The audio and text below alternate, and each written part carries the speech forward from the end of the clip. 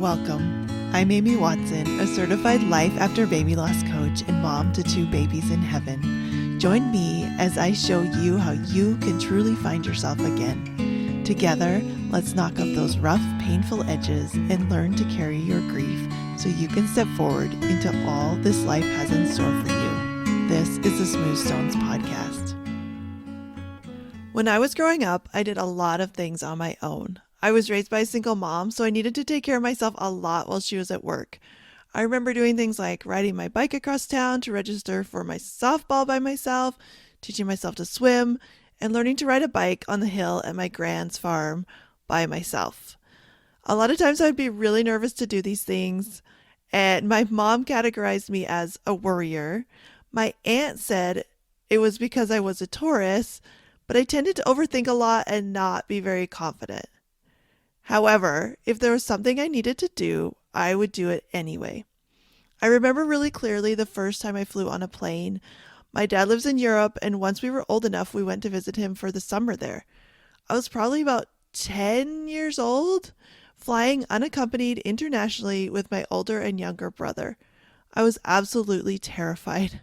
I didn't eat a thing, and I'm sure that I threw up and then also felt like throwing up the entire trip. When I found my first life coach, she was a big proponent of doing things scared. Don't feel ready? Do it anyways.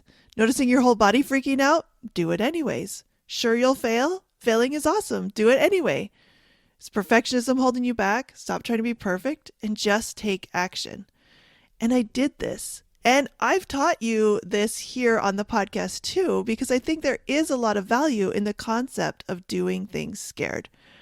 See, our brains are wired to be scared of mostly everything, especially new things and especially places where other people might have an opinion of what we're doing, which in this digital age of social media and constant cameras on phones, security devices, and even doorbells, we are literally on display always. So if we mess up, it may live forever on the internet.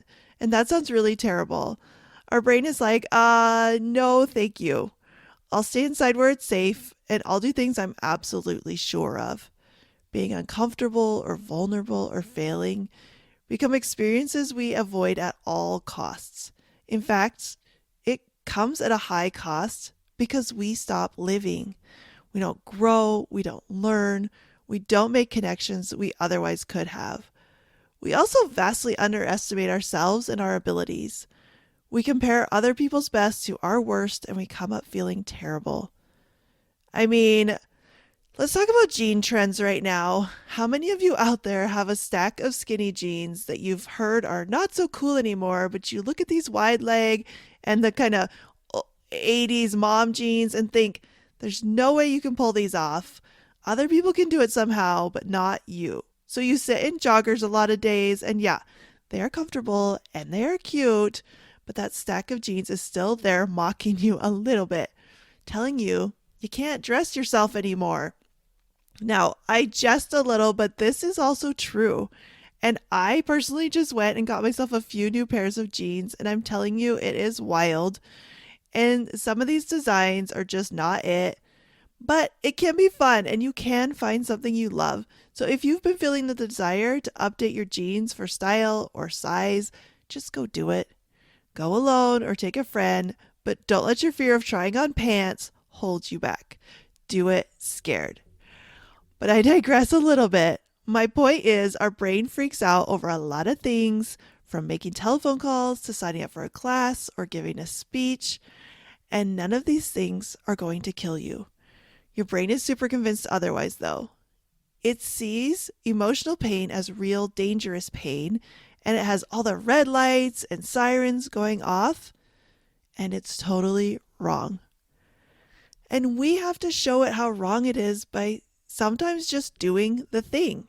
You'll probably feel like barfing. So what? You only feel like barfing because your brain is overreacting, but we get so used to it that we think this is important to listen to. But the more you do things scared, the more proof you have that you aren't actually going to die. You are going to be fine. And more than fine, you are going to be great. As I was thinking about this topic, I wanted to use an example and I decided on rappelling.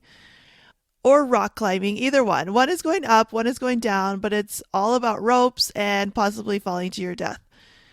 When you go rappelling, there's a point where you're all harnessed up, you check and recheck your rope, you have someone at the bottom to belay you, and then you lean back, back, back over the edge, trusting that your rope is going to hold you as you walk horizontally down the rock face. There are very few humans who don't get at least a pretty strong butterfly in their stomach going over that edge, but that's part of the fun of it. If we didn't feel the fear and keep going, we wouldn't get to experience the view and the thrill and bouncing off the wall and jumping down at the end in a really cool way. For a lot of people, the hardest part of rappelling is the fear and anticipation leading up to leaning over that edge. Everything is telling them this is dangerous and scary, and especially if you're new and you don't know if you can do it at all. But you can, and in the end, all the fear usually shifts into so many other feelings as your feet hit the ground again. And you either are pumped to go one more time, or you are sure this is not for you, but you did it. And that's pretty cool. With rappelling, you absolutely can do it scared. And the more you do, the less fear you'll feel. There will still be butterflies, but they become part of the fun. So here's where I'm going to shift and add a little more to the do it scared concept. You see, if I was taking a youth group rappelling and there was a kid who was fully terrified of heights and I just pushed them to do it scared, telling them it would all be fine and pressured them until they try, likely fall and have to be lowered down while all the other kids look on, and they end up in tears, sitting by the cars, just waiting to leave and vowing to never come hang out with us again, that is not awesome. And sometimes people take do it scared and they push it too far, either to themselves or to others. This can be traumatizing. Now, I am not a psychologist and I use what I call little t trauma when I talk about it, which just means that our nervous system gets very reactive and then stays stuck in this cycle whenever you think or go near something again. It's kind of that old school technique of throwing your kid in the deep end of the pool to teach them to swim.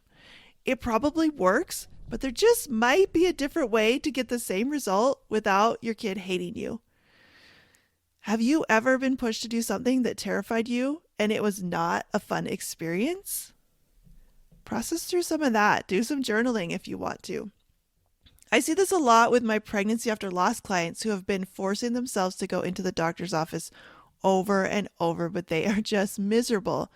They are stuck in terror and they can't find a way out. And that's where Do It Safe comes in. And that's where I come in. I love helping people to not just feel like they have to push through all 9 months of a pregnancy after loss. So if you are thinking about it or you are pregnant, come and talk to me. Now, I want to just say really clearly, do it safe doesn't mean play it safe, which usually actually means don't do it, avoid scary things. You know what I mean. Do it safe just means we take care of ourselves before, during, and after the scary, exciting thing we want to do. We learn and we practice these skills so when an opportunity arises, we can jump in easily. Where you want to start is to still have that goal or that thing that seems scary out in front of you. Visualize yourself getting it. Imagine what it will feel like when it's accomplished. See your future self enjoying the fruits of all the steps that got you there. What this does is it gives your brain something to focus on besides the fear. It gives you motivation and it fuels your actions. It puts fear in the passenger seat. Like if you're afraid to step off the ledge when you're rappelling, you think about how it will feel to be at the bottom, to have conquered your fears, to have done something new and exciting. You might focus on the feeling of camaraderie you'll have with your friends who love rappelling. Whatever works for you, use it. Next, I want you to make a plan. Spend some time gaining as much knowledge as you can. Now, you need to be careful because we are not studying or researching so we can feel ready and it's not scary anymore. First of all, our actions do not create our feelings. And if we do this, you can be in the planning stage forever and get stuck in what we call passive action. It's like it feels really busy, it feels really useful, but you're really not going anywhere. But there is value in knowing what to expect, learning from other people's mistakes, and being as prepared as you can be. For example, I have a goal to give a TED Talk. There are many TED Talks I can watch. I can read about the application process. I can take a course on writing an impactful, unique speech. But ultimately, I will have to just go for it. When I go in prepared, I'm going to feel better. Whether or not it translates into success is not up to me. I might get rejected 50 times. I might feel like throwing up before I get on stage. I probably will. But what preparation does is it can help our brain feel a little bit more confident and in control. Brains like that. So find a happy medium. Know yourself. Listen. You know when you start indulging in preparation to avoid the actual goal. So just pay attention. Notice how having some knowledge under your belt helps you feel just a bit safer. My other warning is to be careful of your sources. There's a lot of ideas out there. If anything feels off, just leave it. Now let's talk about the nervous system. We mentioned it before when we talked about how we can force ourselves into being traumatized if we just push ahead scared. When we understand the job our nervous system is trying to do, we can take care of it. There's a ton of information out there on the nervous system. Here on this episode, I'm just going to keep things super simple. When life is good, our nervous system is relaxed. When it senses danger, it snaps into action. You don't even have to think about it. Your heart beats faster, you might sweat, your breathing changes, your digestion slows. Everything is prepped for fight, flight, freeze, or fawn. You're like a rabbit who hears rustling in the bushes and doesn't know what it is. Sometimes our goals can be like noises in the bushes as well. And it's funny because we want to do it, but we're scared. Our body reacts to a perceived danger, like going off the edge of a cliff or giving a TED Talk, like it's a bear. Except in the wild, either the bunny realizes it's only the wind and calms down, or it is a bear, they hop into their hole and all is well again. The cycle completes. In humans, when the danger is mostly in our head, like, what if I mess up? What if people talk about me? What if I lose my family? What if I break my heart again? The cycle doesn't get completed. You are stuck. You then think the nervous system activation is telling you something and you make that mean something about your goal. For example, as a woman of faith, I believe that the Holy Spirit will tell me things and also warn me. If I have a feeling in the pit of my stomach, I might get confused and wonder, am I just nervous or is this a warning I need to listen to? This can be really hard to figure out. So getting to know your body, recognizing what's happening, and trying things out is going to be really important and will be an ongoing process. And if you need some ways to calm down your nervous system, I have an episode about that. I also have a video of nervous system techniques. If you email me, amy@smoothstonescoaching.com, and ask for that, I will send that right to you. Let's talk a bit about procrastination. It often goes hand in hand with anxiety and perfectionism. You want to do something, it feels scary, you put it off, you doubt yourself, you promise to get started, and all of a sudden it's the night before and you're all wound up and you're winging it. If we do our goals safe, we recognize these patterns and we work with them. Don't be harsh. Be kind. Don't criticize yourself. Set yourself up for success. I don't know the right system for you. I don't even know if you need a system per se, but I do know that while many of us believe that we work best under pressure, that's not usually true. I want to ask you a few questions. How can you start building self-trust to be able to do what you say you're going to do when you say you're going to do it?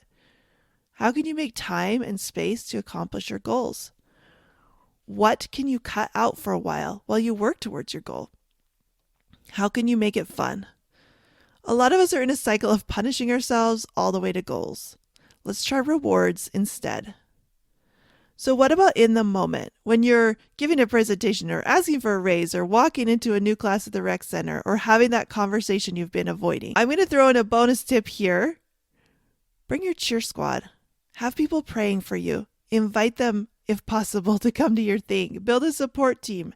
Have me as your coach. Having others who believe in you makes everything easier, if that's available to you. And it might be scary to ask or scary to have people in on the journey with you. But their calm can co-regulate you. Their words can keep you going. Their accountability can be priceless. You don't have to do this alone. So in the moment, how can you do it safe? How can you ease in instead of feeling like you're thrown in the deep end? For a lot of people, if you've done the prep work and you've attended to your nervous system and you've been practicing this all the way along, you'll notice that a lot of the anxiety just isn't there. The worst part of the whole process was the dread and the lead up. Once you're in it, you know what to do. So just enjoy that and be proud of you. And if it's awful and you mess up or you freeze or whatever, that's okay. We're going to take lots of deep breaths, process those feelings that come up without judging yourself. And that's really our final step. You can evaluate yourself with kindness and compassion. First of all, don't forget to tell yourself that you did awesome, because you did. No matter the outcome, you are amazing. Notice what you felt before, during, and after. Notice what you were thinking. Notice how your body reacted each step of the way. See what worked, what didn't work, what you would do differently, and what would support you in the future. If you're rappelling off a cliff, you might have gotten scared at the top and stumbled a bit before you found your footing. Maybe your ropes got a bit tangled or you didn't communicate with your belayer well. You notice how terrified you were right up until your feet were on the side of the cliff. You recognize that waiting in line and kind of letting everyone go before you so that you could go last made the experience harder. You realize that maybe different footwear would work better next time. You're proud of yourself for doing it, and you realize it was actually so fun and you want to go again. Each time you go, you get more and more confident and skilled. Each time you make a mistake, you adapt. Before you know it, you're loving it, even the heart in your throat feeling as you lean back over the edge. Friends, I want you to go for everything that you want, especially the stuff that makes you want to throw up. That's where so much growth happens. That's where you blow your own mind. That's where you realize that it's not quote unquote other people who can do super cool things. It's just people who do things that scare them and people who don't give up. If you take care of yourself all along the way, you will notice newfound courage and confidence. Let's do it. Go for your goals. Do the thing that scares you. If you want support, come talk to me. I can help you reach your dreams faster and more comfortably than you think is possible. That's the magic of a great coach. So let me know, what are you going to go for? And how are you going to do it scared, but do it safe too? I'll talk to you next time. Are you tired of feeling like your baby's death was somehow your fault? Go to smoothstonescoaching.com and get my free mini course, How to Stop Blaming Yourself After Loss.